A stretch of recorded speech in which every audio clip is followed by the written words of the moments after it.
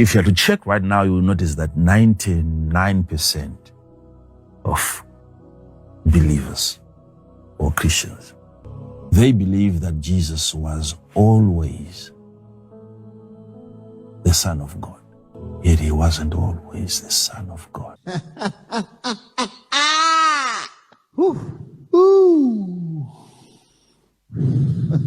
Laughing spirit. When I say a laughing spirit, guys.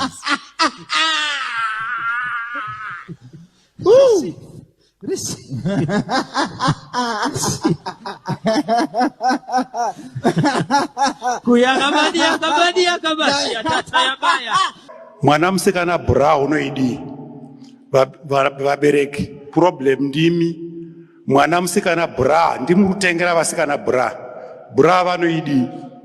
We are here to healing each other. Hallelujah. Amen. We are here to healing each other, Pastor Roy.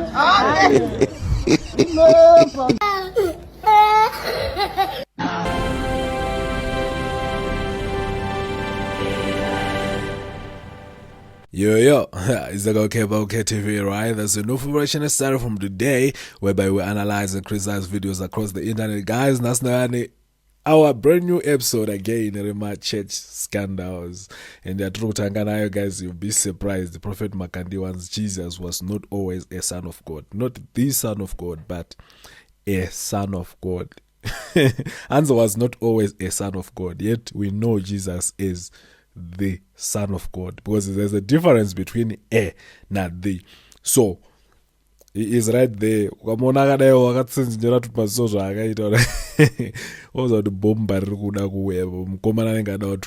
was so much time, guys. We need to get into the video, but before we do that, I got a very, very special announcement. And Twitter ma debates ku WhatsApp platform yedu anenga appear pa YouTube channel each and every time yatinomaita. So all those who participate in my debates iyayo ano appear pa this YouTube channel yauri kuona right now. Unondibata pa numbers ziri pa screen, and also warada ngotaura neni kuvashamwari neni, the numbers on the screen. Warada ku advertise about this channel, the number is also on the screen. So without wasting much time, guys, we need to get into this video. Manu, how far. If you are to check right now, you will notice that 99% of believers or Christians, they believe that Jesus was always the Son of God. Yet he wasn't always the Son of God. And the Father is God the Father, and the Son is Jesus. Before he became the Son, what did the Father say? Thou art my Son, this day have I begotten thee. Have I begotten thee. Now we know there is a day. If the Father says to his Son, this day have I begotten thee, and you are telling a son the day he's begotten, the day he's born, even your son that you gave birth to, you never spoke to him. You never told him anything the day he was born. This goes to show that there is something unique about the existence of this son. This day have I begotten thee. So if Jesus started existing on that particular day, it means before that day he wasn't there.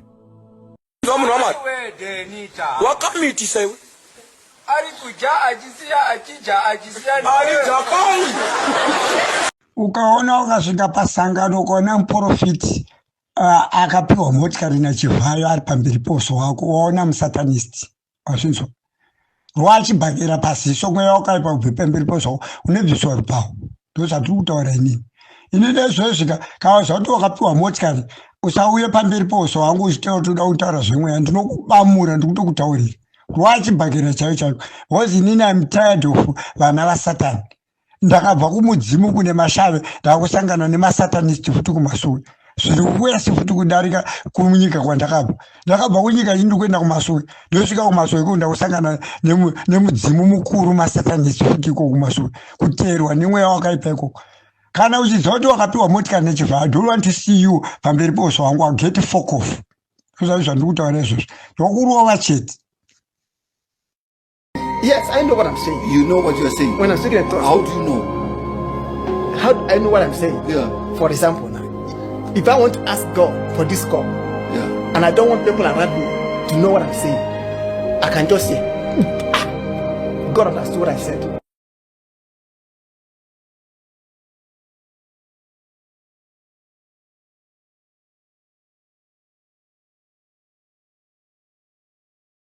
chaporonga chamatototo chaudhuna DVD ndiri kuti vanhu vatema erai hosana hamubvumidzwe kudya chingwa che10 rand iko kuine chimwe chingwa chinoita 22 rand. Koshesai chikafu chamunodya mokoshesa upenyu hwenyu pekugara. Pandaiti musagare mumukuku hamuna chirimo. Imba yemarata ichengetwa maturusi DDF kana kuti imba inogara n'anga kuseri kwe-main house. Mpostora namata mwana wakagara wakasununguka kwete kuti mu1 room nevana 10 kunge mbeva. Hazvisiri izvozvo, hatidi izvozvo, toda munhu. The Egyptians had a penchant for cleanliness, and when you kept a beard, they saw you as being unclean. And in fact, keeping beards was compared to, or was thought of to be of lower class. So Joseph said, what happened?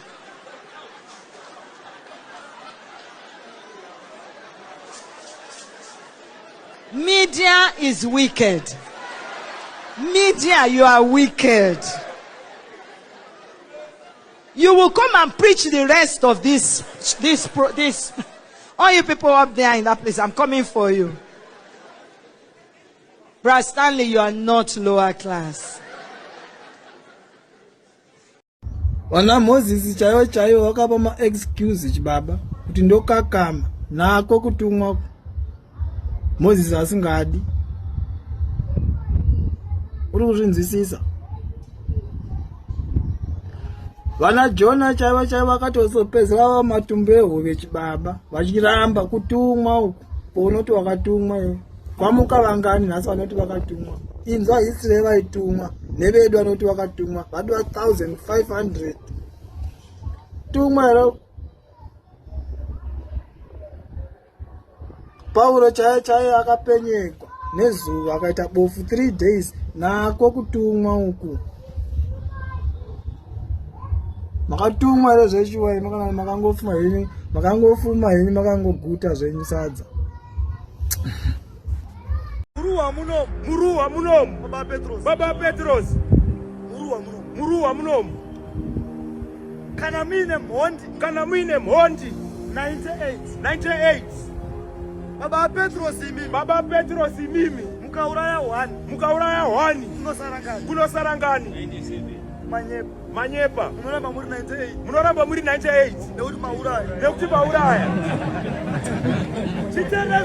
chiterera zvandoda kutaura Baba Petros tererai ndazevezerwa nemweya mutsvene hakuna chitadzo pasi pano chinopedzwa nechimwe chitadzo mazva zvandiri kutaura izvi kushaya mari chitadzo asi kushayiwa mari hakupedzwe nekuromba Tanzinezwi rababa musapedze chivi nechivi mukangodaro chete hamusi kudzikisa nhamba kuna satani muri kuiwedzera kufaro kwamore haleluya Baba Ramero chaita kuti muti 97 Baba Petros pandati mimi mukauraya 1 panosarangani pfungwa dzenyu dzinobva dzati kutouraya 1 kusova dambudziko asi usiri kuziva kuti watouraya 1 ipapo wasova ndobva watendeuka zvinobatika izvi wapedza nhamo yemumwe munhu wobva wava nhamo yemumwe munhu wofuti zvinobatika izvi nanzi nababa ndidaro vangani panapa vanoti akarohwa anorovawo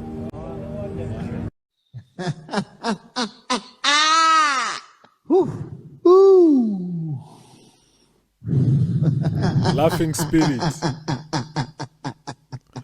Is there a laughing spirit, guys?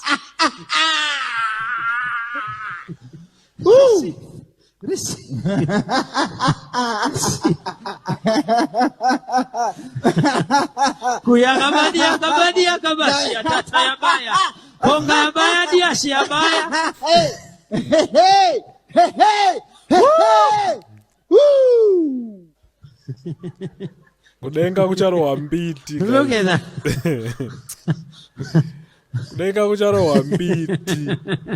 That. All the way from Italy. Ayararababias. How are we gonna go home now?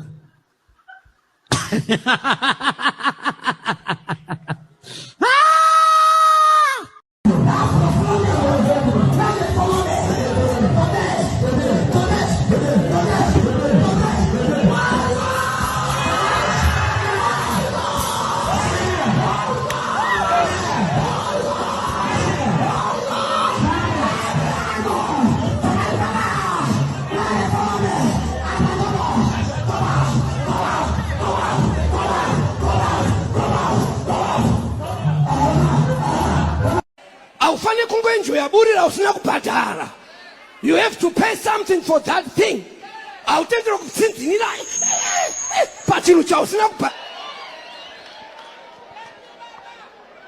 unongorishandisa mahara rakanhongwa muroti here iro pana kambonhonga buri rakadaro muroti. God bless you all in the name of Jesus. I'm the prophet of the time with the message of the time. Now I've come with this message for those of you following football. I don't follow football, okay? But in the realm of the spirit, the Lord began to show me about the World Cup. It is going to be so powerful. I saw a man named called Cristiano Ronaldo putting on red dressing. It was a red maillot they were putting on. And he was fighting with a Muslim man. The guy looked like a Muslim. I don't know who is he. And prophetically, I saw Cristiano Ronaldo taking over and carrying the World Cup in his hands. And prophetically, he is the winner. So the World Cup, Cristiano Ronaldo, a man called Cristiano Ronaldo.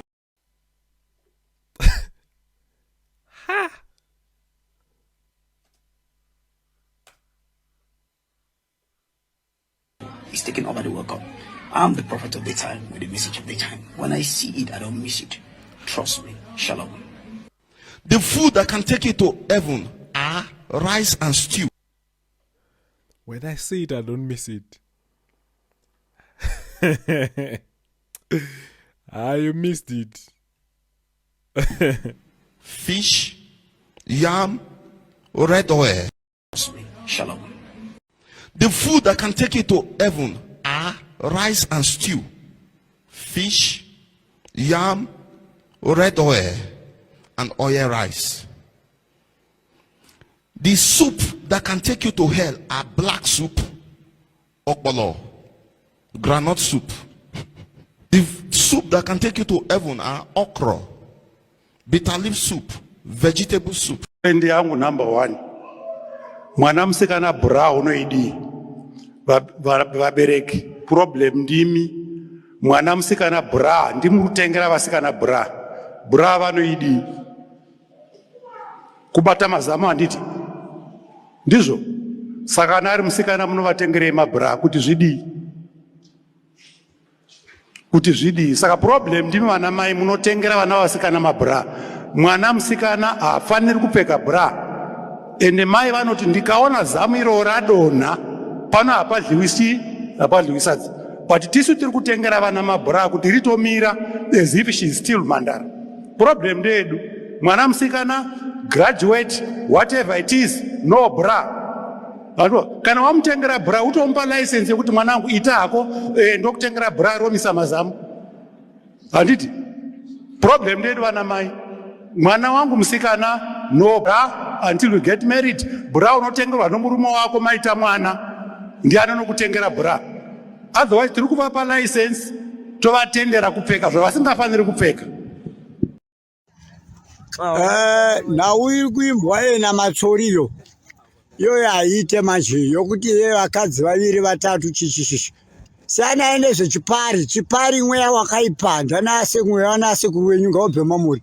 Baba Johani vakaita tinodzokora sekare kare tsananguru.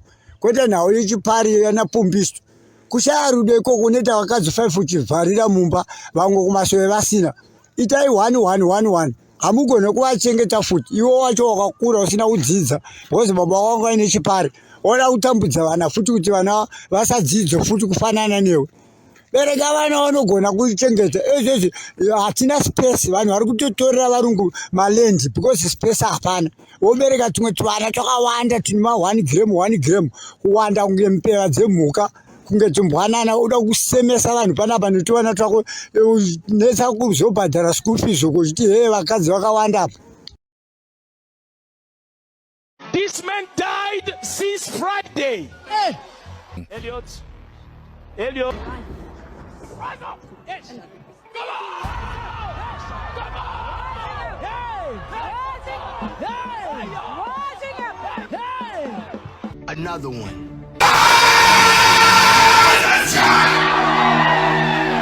While others disbelieve what they just saw. As many people are expressing their thoughts and concerns, Daddy Freeze took to the comment section to ask the pastor to come and do the same to the Nigerian music artist who recently passed away, late Mohbad. Another one.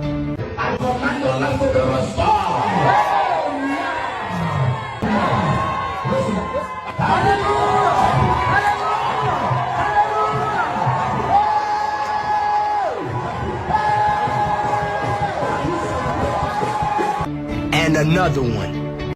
You know what it's going to look like? Bishop, I want you to pretend that's the horn. The dead in Christ are going to rise up with the shout and with the trumpet God. They're going to praise him.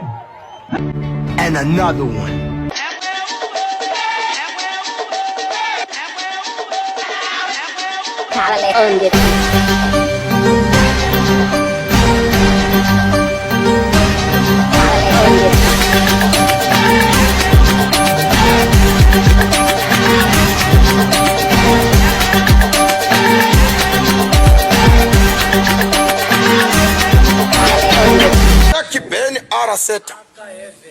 Ndavunza ndikati kosei zikanziramba wakatadzudza chomwe mutwe zikanzi uyu murume uyu anonyenga. Wanzo munhu wamwari kunyenga chaiko kunyenga Claude Akinoy. Ndavunza ndikati kosei Jehovah chii chiri kuitika maari kanzi murume uyu haachi mwari uyu. Unzo munhu wamwari hauchi mwari uyu. Lord for in mighty glory in order step by step. Ini ndina nawe iri kutendera kwauri. Wandiri kuona mukadzi, wandiri kuona kalabara nemurume, wandiri kuona uchikanda mashoko. Shimineti. Ndaona mukadzi achititarira uone ndikati kosei. Ndobva ndaona uchibhabhadzira kuita senge abidi wijini koti. Ndaramba ndichibvunza ndikati kosei, zvikati munhu wamwari anofanira kureura gwiti. Gwiti ndo chicho. Chechido. Jehovah mwari ati iwe unofanira kutsanya kwezuva rimwe chete uchikumbira pamberi paMwari unzwa munhu wamwari. Uchirayira mashavi eupombwe kuti abude atame mauri. Unzwa munhu wamwari. Jesus.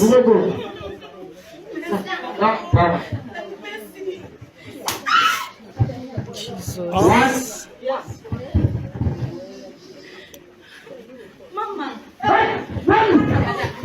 Prayer roti ya mama. Prayer.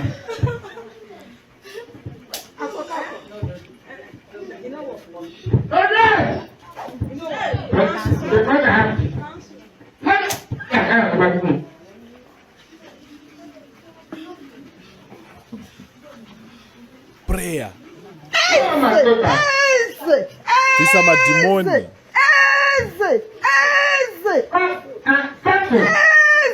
Imwe munororwa nechimukomana chinopfeka mhete mbiri. Madi mambo chibvunza kuti ndedzei. Chimukadzi chemumwe munhu ichi. Because we are here. We are here to healing each other. Hallelujah. Amen. Are here to healing each other, Pastor Roy.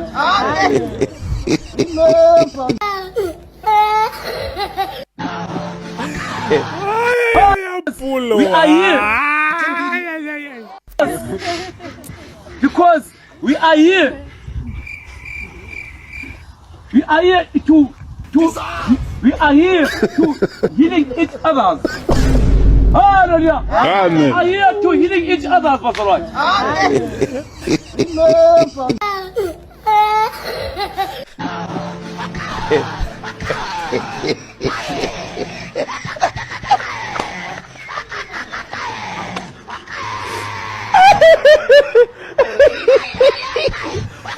Afaniri kurodza mwana wake kunze kwa chechi. Yes. Kana kutolera mwana komana wake kunze kwa chechi. Yes. Ndinomuziisa ikuti kana munhu akatora mukadzi kunze kwa chechi ngaapetudze.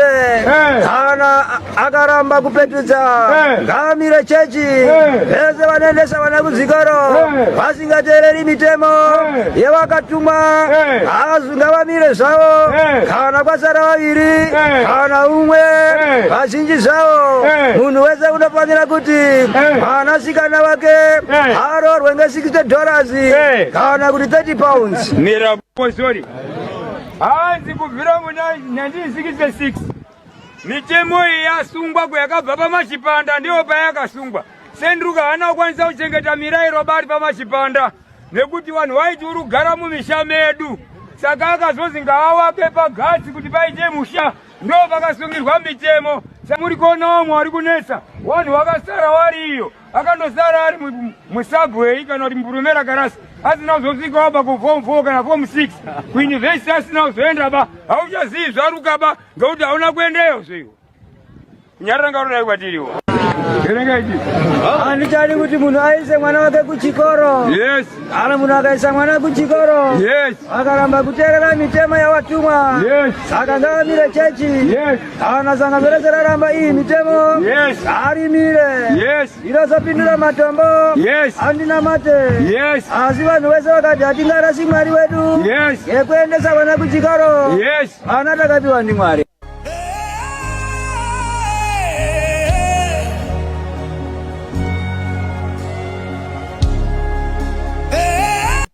Guys, avanonzi Prophet Elijah video rendakaritukirwa paFacebook. You know, I used to watch this prophet anonzi Prophet Elijah pashow ya Tilda. So I just thought maybe I just go by. Ndoona kuti kuna Mwari here maybe since ndisina church then ndobva ndaona izvi. Ndatonyora ndikati handachida kuuya prophet but zvavharwa zvakanzi na prophet ava. Saka unofunga kuti kusauya kwako kunoti affecta chii.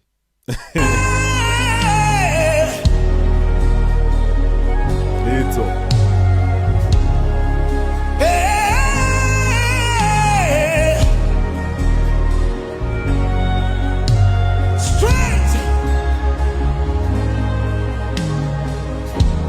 Why you try meditate? Why you meditate? Why Dibia?